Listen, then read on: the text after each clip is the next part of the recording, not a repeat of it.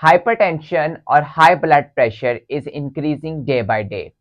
But the question is, what type of medicine would be effective in the treatment of the high blood pressure or hypertension? In this lecture, we will discuss thiazides and we will see how this class of drug will be effective in reducing the blood pressure of the patient, which is our main focus. So let's get started. First of all, we have to think why blood pressure start increasing.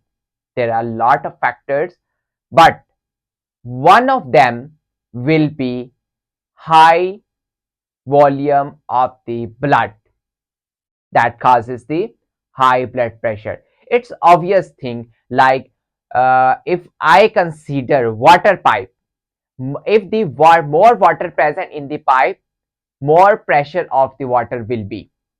If there is less amount of the water in the pipe, then the pressure of the water in the pipe will be low.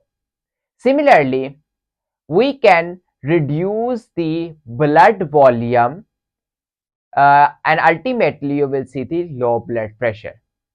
But how can we decrease the volume of the blood that can cause the low blood pressure? So we have to take thiazide because it increases the urine formation, and water will release from your body in the form of urine, and ultimately the volume of the blood will reduce and the pressure or blood pressure will be reduced in that case. By releasing the urine, the volume of the blood will be decreased in that case. So in the thiazides, we have lot of drugs like chlorothalidone, chlorthalidone, hydrochlorothiazide, indapamide, metolazone.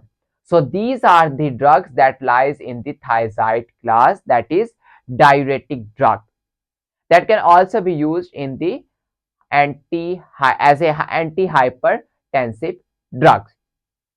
So we will see how thiazides increase the formation of the urine and ultimately how it will reduce the blood pressure. First of all, our main focus will be on the nephron. Nephron has different parts like glomerulus, proximal convoluted tubule, loop of Henle, and the distal convoluted tubule. Our main focus will be on the distal convoluted tubule.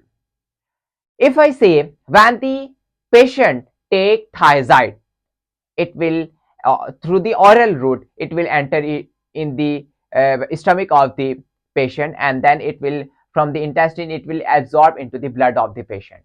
From the blood, it will enter into the glomerulus, and from the glomerulus thiazides will enter into the Bowman's capsule and then into the proximal convoluted tubule. If I say here are lot of thiazide drugs molecule that are now present in the proximal convoluted tubule, but their action will be on the distal convoluted tubule. So it will start moving from the proximal convoluted tubule, and through the loop of Henle, it will reach the distal convoluted tubule. And now, as we know that in the normal mechanism at the distal convoluted tubule, you will see the sodium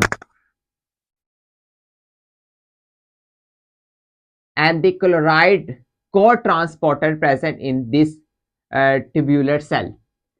Sodium and chloride normally enter in this tubular cell, and then ultimately sodium will enter into the blood. So this is the normal mechanism.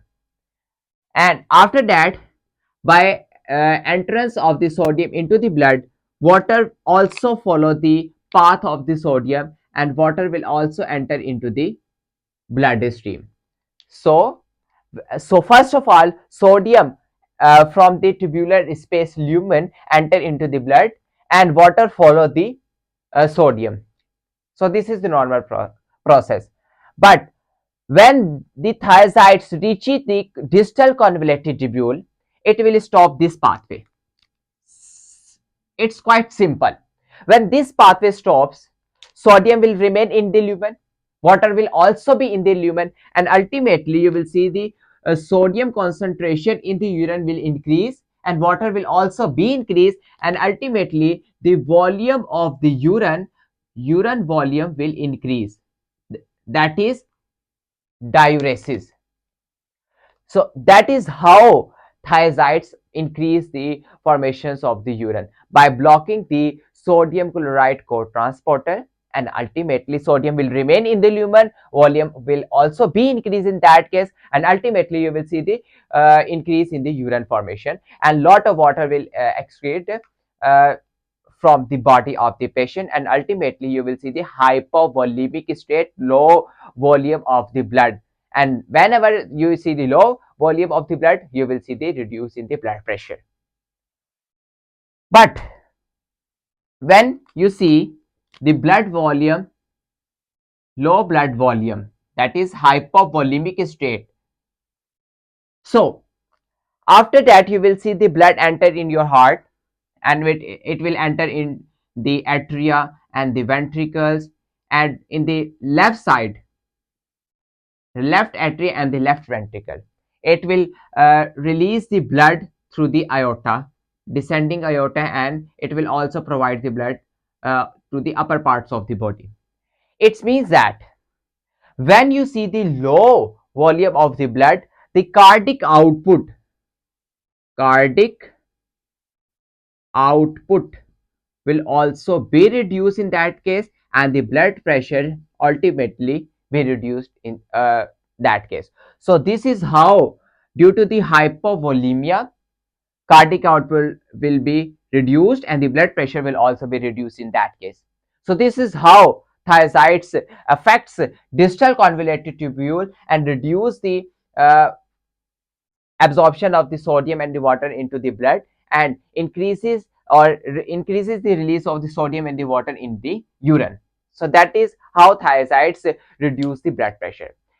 So when the patient take thiazides, firstly it will cause the hypovolemia, but if the patient take thiazides for a long time, then it also affects the blood vessel as well. So as we know that the blood vessel had different components: blood cells, red blood cell, white blood cells, and the walls of the blood vessel is the endothelium, and you will also see the smooth muscles layer.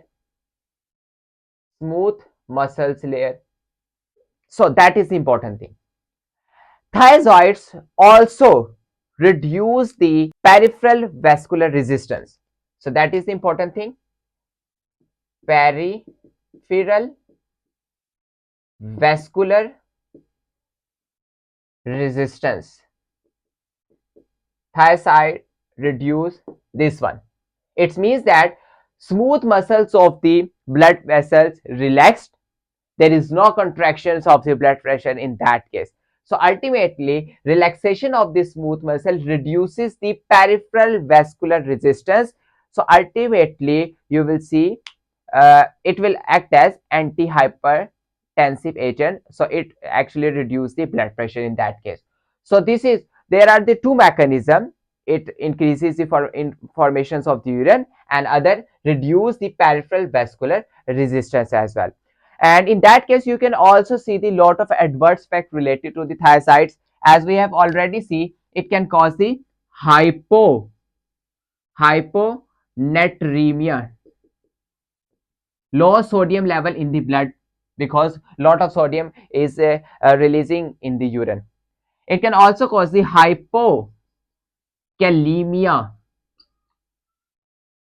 Potassium level will also be decreased in the blood, and you can also see the other adverse effect, like it can cause the hyperuricemia, high uric acid level in the blood, and it can also cause the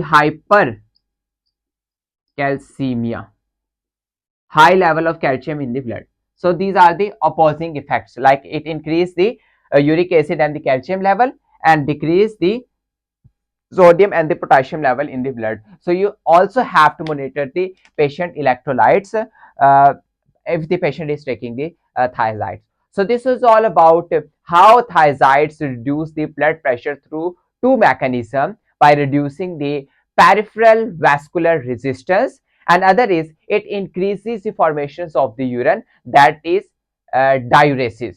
It's first and the major effects on the distal convoluted tubule. So this is all about the thiazide that act as antihypertensive agent. If you still have any question, you may ask in the comment section. Thank you so much.